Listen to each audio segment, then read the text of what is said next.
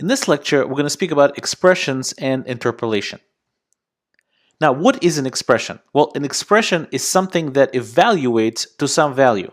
And in Angular, we've seen expressions already, and those are the things that sit in the middle of those double curly braces, or handlebars, or mustaches, however you want to call those. Now, expressions are processed by Angular, and if you have to think about them, they roughly are similar to the result if you call eval on some JavaScript, except it's different in certain very key ways.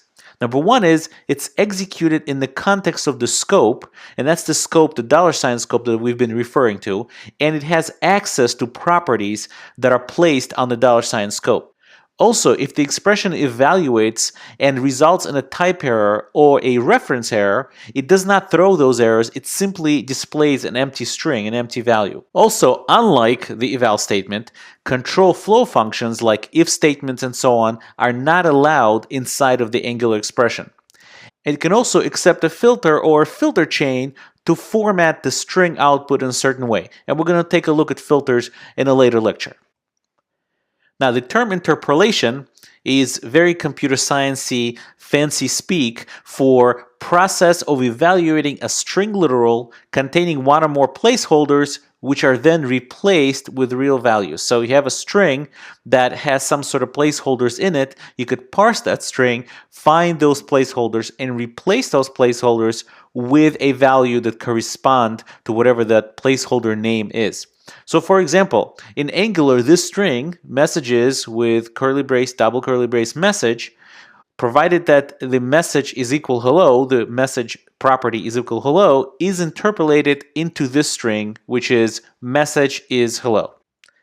And one important note here is that message variable of that message property is still connected to the original message property that's sitting on the scope. And if the scope, $scope message changes in any way or by some other process, so will the interpolation result change as well. Let's jump into the code editor and see some examples of this. Okay, I'm back in my editor and I'm located in Lecture 11 folder in the Full Stack-Course 5 Examples folder. And here we're dealing with a very similar setup. We have an index.html, we have app.js, which is going to drive our app, obviously angular.min.js. So let me go ahead and close the file browser of Atom. That way we could see this a little bit better.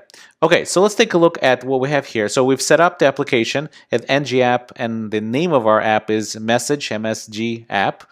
And we also have one controller, ng controller, that's called MSG controller, and it's controlling this piece of HTML right here, which for now just says message is with a break tag. In our app.js, we obviously created our module with our message app, and we've registered one controller with the message controller function as the driver for that controller. And in order to protect ourselves against the minification of this code, we're going to attach a $inject property to the function object that is our controller. And for now, all we're doing is we're placing a name property on our $scope service, and we're just gonna have that as a string Yakov. So we've seen this interpolation before, and at least the evaluation of this expression before. If we go to our HTML, we could just say double curly braces name, save that since I have my browser sync working already. It will just go ahead and update it. Message is Yakov. But we can do more than that. We can also define a method or a function that is going to be attached to our $scope service that is going to be exposed again for us to be able to use inside of an expression. So let's go ahead and define a scope.saveMessage, and that's going to be a function. I don't need the name. Let's put the semicolon right here. And it's just going to return Yakov likes to eat healthy snacks at night. Exclamation point. We'll put a semicolon here. Okay, so once that's done, we could go to index.html, and here we could say message, and we have to put the parens behind it because this is a function we want to execute that. And if I save that, you'll see here now it says Yakov likes to eat healthy snacks at night. So believe it or not, what's really going on here is that Angular is evaluating the strings that are right here between the beginning of controller and end of controller, and it's interpolating them. In other words, it's looking for these placeholders, and it goes ahead and evaluates them. In this case, it's evaluating a function call.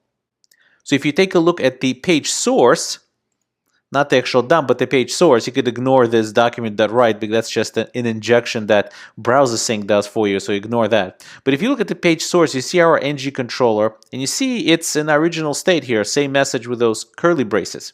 But if we close that and look at elements and look at our ng controller right here, you could see that it's really two strings, messages, BR, and Yakov likes to eat healthy snacks at night, two strings concatenated together. And that's how we get our Yakov likes to eat healthy snacks as one string together with this messages.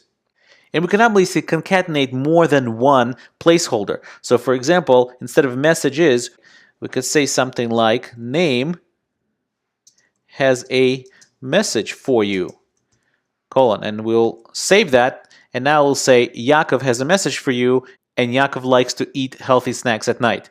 And you could see here that we concatenated all these strings together to form the contents of the body of this div.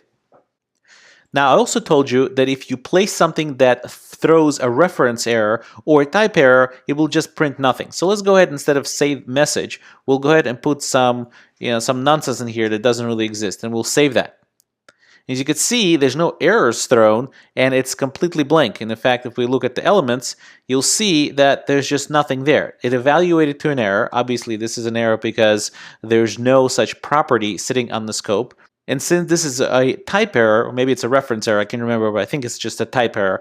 Either way, it's not going to output anything. It's just going to leave it as blank. And if we change it back and finally have something that does evaluate to a method, to a function on the scope, you could see that it's back and browser sync updated for us. Yakov likes to eat healthy snacks at night. So to summarize, we spoke about expressions in Angular, and an expression is something that turns into some value. And in Angular, it's denoted by double curly braces, or some people call them mustaches, and some people call them handlebars. Angular expressions are also tied to the scope they're in. So whatever the scope that you are currently located in within your HTML, or the piece of the HTML page you're in, the expressions in Angular will feed off of that scope. And also the important point is the expressions in Angular don't display type error or reference error to the user, which is very helpful because if there's such an error, you certainly don't want that showing up right in the HTML page. We also spoke about interpolation, which is basically a process that takes these placeholders in a string literal and replaces them with some values. In Angular, these placeholders are usually expressions, and the result is automatically updated when the placeholder value changes. So if anything changes that property on the scope, the result of that expression in the HTML page will automatically be updated by Angular.